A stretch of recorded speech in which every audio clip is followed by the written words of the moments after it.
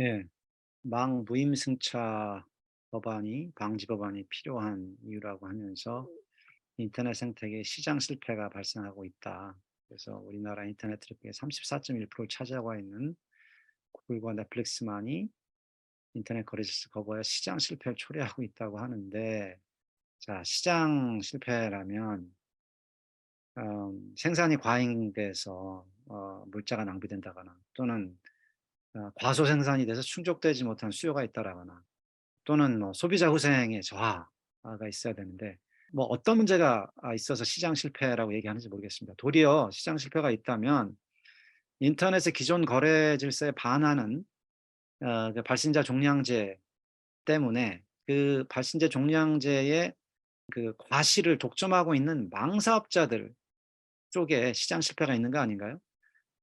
파리의 8배, 프랑크푸르트 10배의 그 인터넷 접속료 를 받고 있으면 지금 엄청난 독점 이윤을 취하고 있는 거거든요. 왜 이게 독점 이윤이냐면, 이거 처음에 설명드렸어야 되는 건데, 발신자 종량제의 경우, 발신자 종량제가 왜 인터넷 접속료를 높이냐면, 발신자 종량제를 하게 되면 망사업자들이 서로 좋은 콘텐츠를 호스트하려는 경쟁이 없어지게 됩니다. 왜냐하면 좋은 인기 있는 콘텐츠를 호스트하게 되면은 다른 망사업자의 고객들이 자기가 호스트하고 있는 콘텐츠를 자꾸 요청을 하면서 그 데이터가 자기 망에서 다른 망사업자로 나가게 되거든요. 그러면 나갈 때마다 우표 붙여서 보내듯이 계속 다른 망사업자한테 정산을 해 줘야 됩니다.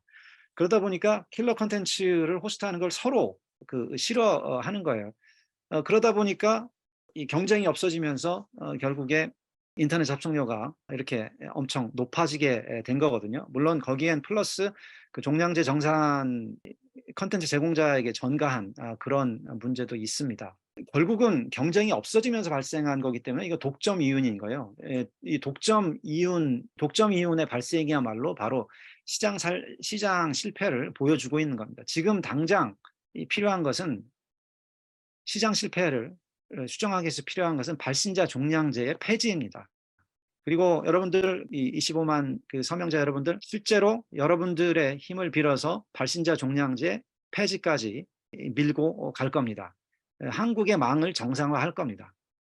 여기에 보면 구글이 발신한 그 트래픽이 뭐 30%라서 30%인데 뭐 돈을 안 내고 이런 얘기 하는데, 이게 정말 착시현상인데, 어제 유럽 전자통신 규제기구, 유럽의 방송통신위원회라고 할 수 있는 그 유럽의 통신위원회라고 할 수 있는 유럽 전자통신 규제기구에서 발신자 종량제 반대한다는, 발신자 종량제는 인터넷 생태계에 해가 될 거라는 발표를 하면서, 이 지금 뭐 구글 트래픽이 많아서 문제가 된다, 뭐 그런 주장에 반론을 제기하는데, 뭐냐면 구글이 발신한 트래픽이 30%라고도 볼 수 있지만, 한국 망사업자의 이용자들이 수신을 원하는 구글 트래픽이 전체 트래픽의 30%인 겁니다.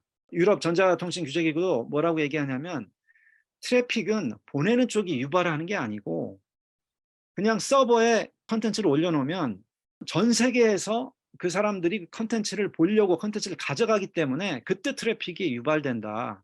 그래서 트래픽, 그러면서 이제 발신자 종량제는 실제로 트래픽을 유발하는 쪽에 책임을 묻지 않고, 그냥 수동적으로 데이터를 올려놨는데 누군가 자꾸 그 데이터를 보기 때문에, 누가 보냐면 바로 지금 각 지역 망사업자들의 고객들이 보려고 하는 겁니다. 근데 그 고객들은 누구한테 돈을 냈어요? 망사업자들에게 돈을 냈단 말이에요. 그 지역 망사업자들한테. 그러면은 그 돈을 받은 지역 망사업자는 사실은 그 자기의 고객들이 구글 서버에서 컨텐츠를 가져감으로써 발생시키는 트래픽에 대해서 책임을 져줘야 되잖아요. 근데 그 책임을 지우지 않고 가만히 있는 구글 서버 운영자에게 책임을 지우기 때문에 발신자 종량제는 지속 가능하지 않다라고 얘기를 하고 있습니다. 지금 이 팩트 체크에만 대응을 하다 보니까 다 말씀을 못 드렸는데, 발신자 종량제의 질곡, 그리고 그 발신자 종량제의 질곡 때문에, 그 질곡을 이제 법제화하는, 법적 의무로 컨텐츠 제공자들에게 부과하는 망이용료법은 한국을 정말 그 외딴 섬으로 만들 거고요. 한국을 계속 그 인터넷 생태계에서 고립시킬 겁니다. 특히 이 인터넷 접속료를 계속해서 상대적 인상을 해 가지고 한국 그 콘텐츠 제공자들을 계속 피폐화시킬 겁니다. 특히 카카오, 네이버는 물량을 많이 상당히 높은 접속 용량으로 접속을 하기 때문에 그 디스카운트를 받지만, 그 디스카운트를 받지 못하는 이 조그만 스타트업들은 엄청난 액수의 지금 인터넷 접속료를 내고 있고, 그것 때문에 지금 고사하고 있습니다.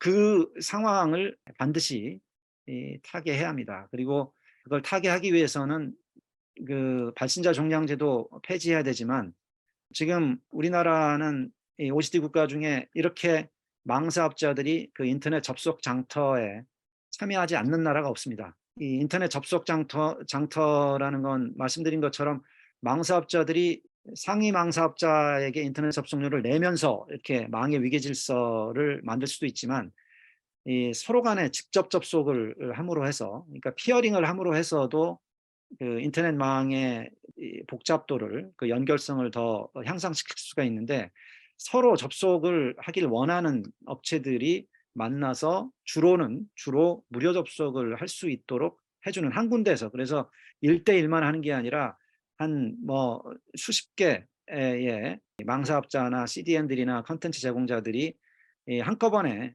상호 무상 접속을 하는 그런 것을 접속 장터라고 하는데, 그 접속 장터에 참여를 하질 않습니다. 그러니까 내 망에 있는 고객들의 데이터를 보내거나 내 망에 있는 고객들이 데이터를 가져오기 점점 힘들게 만드는 거죠. 왜? 돈을 받으려고 하는 거죠, 돈을. 다른 망 사업자들은 돈 안 받고 자기 망을 개방을 해 주는데 그거를 안 하고 있는 겁니다.